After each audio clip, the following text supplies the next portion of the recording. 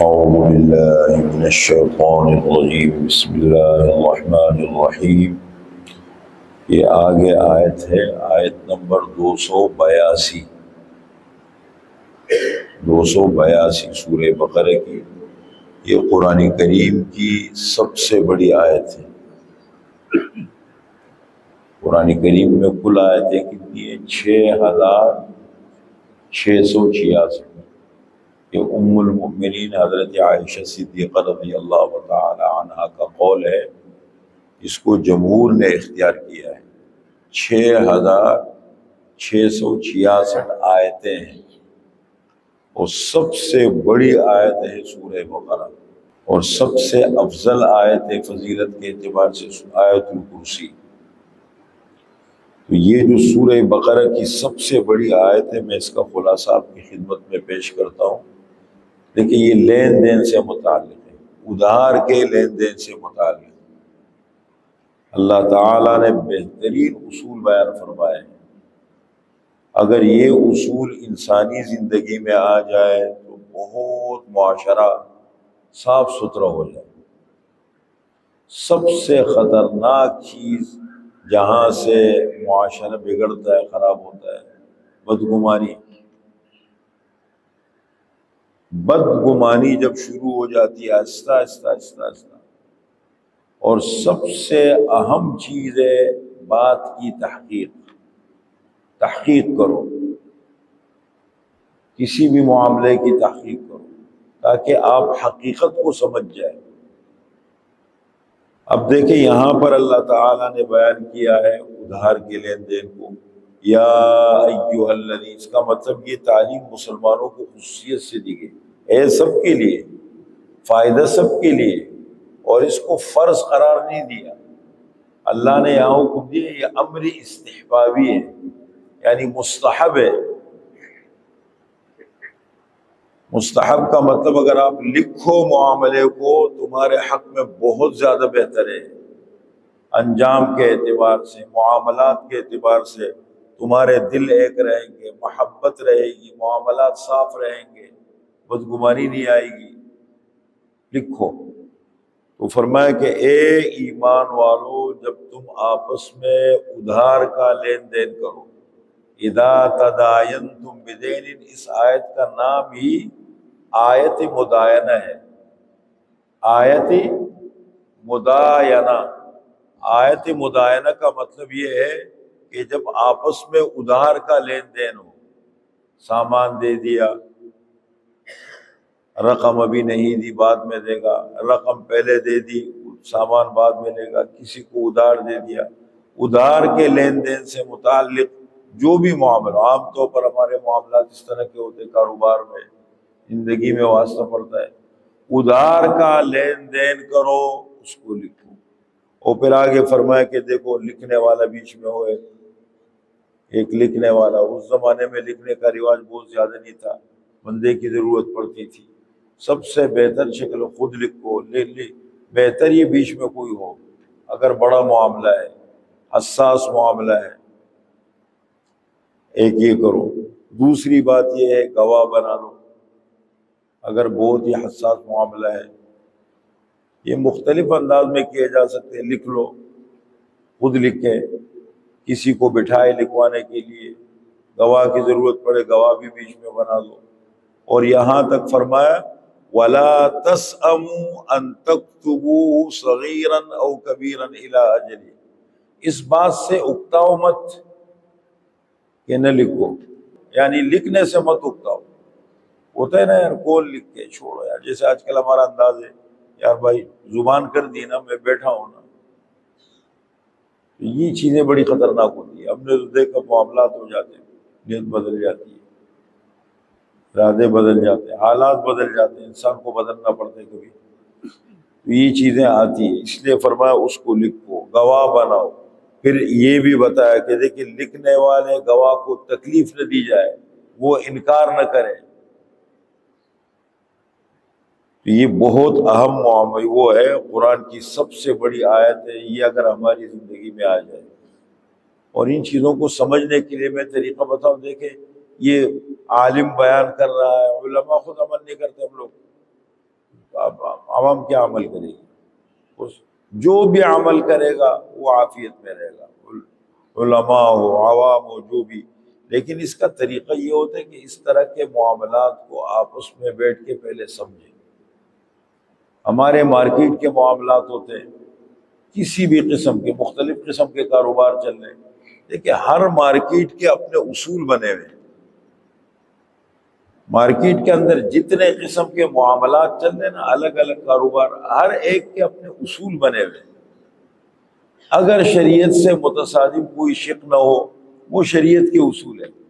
اگر انسانوں نے مل کے کچھ بہتر اصول بنائے ہیں اور کوئی چیز ایسی نہیں ہے جو ناجائز ہے اس میں، تو اگر کوئی چیز ایسی لگتی ہے کہ شریعت میں منع تو نہیں ہے، علماء کے پاس جا کے لکھ کے پوچھیں.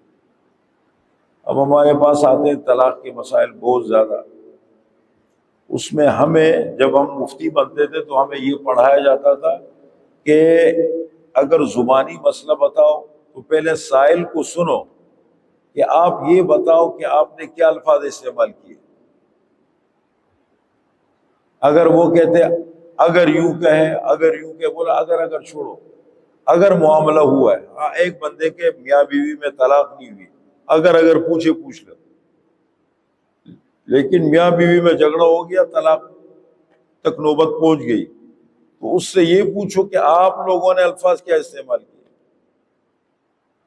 اس میں یہ نہیں اگر میں تو 10 راستے نکل آتے، ادھر جائے گا معاملہ ادھر جائے گا. اسی طریقے سے وراثت کے مسائل آتے ہیں. اب تو وراثت کا تصور ہی ختم ہو گیا نا مسلمانوں میں.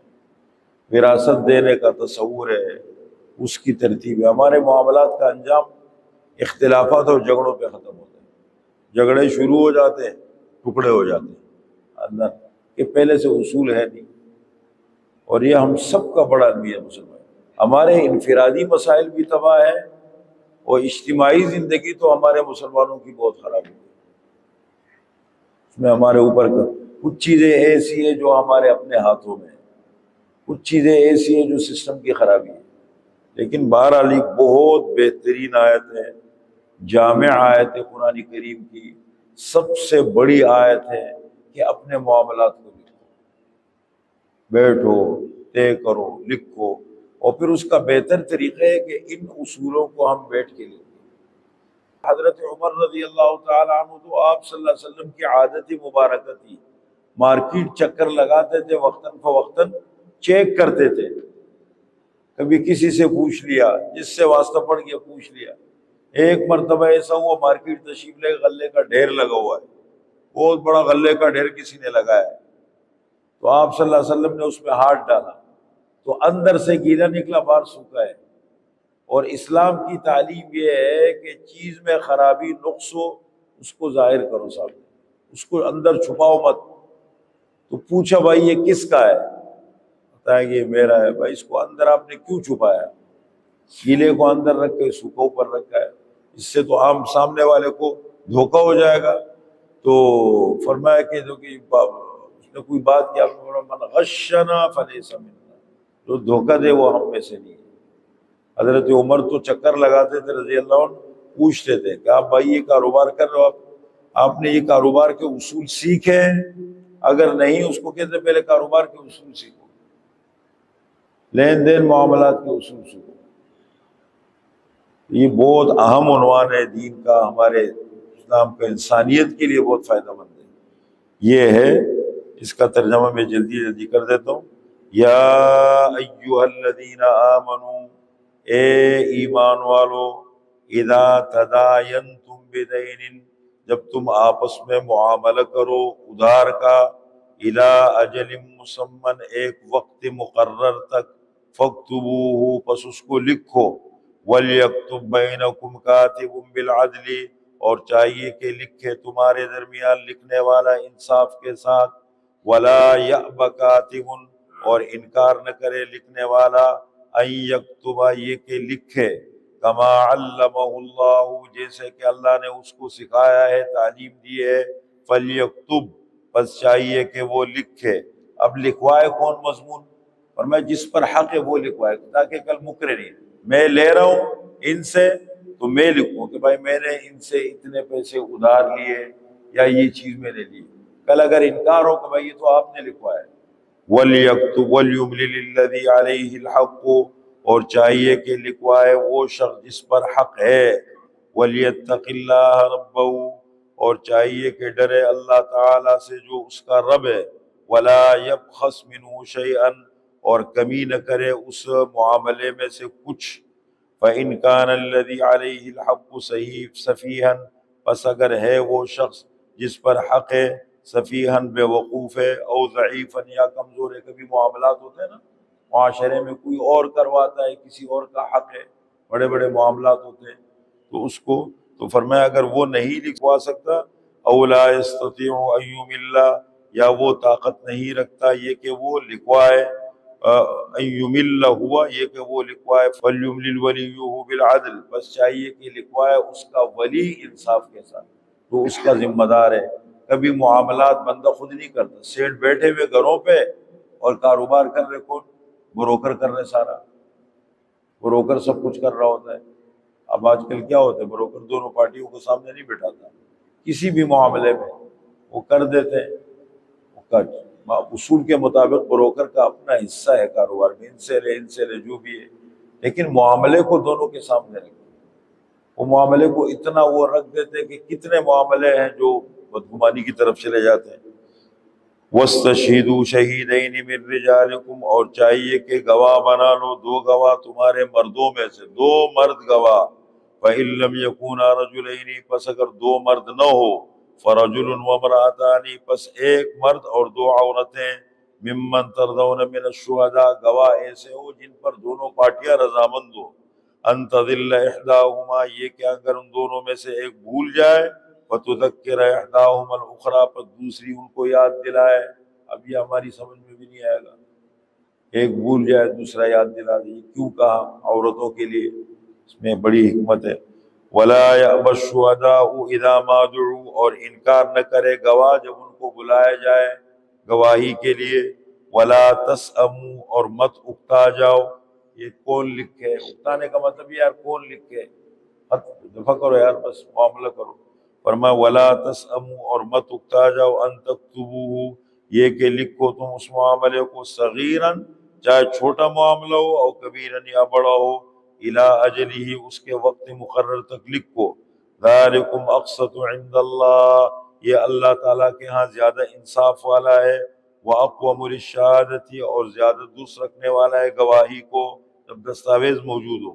وَأَدْنَىٰ أَلَّا تَرْتَابُوا، اور زیادہ قریب ہے یہ کہ تم شک نہ کرو.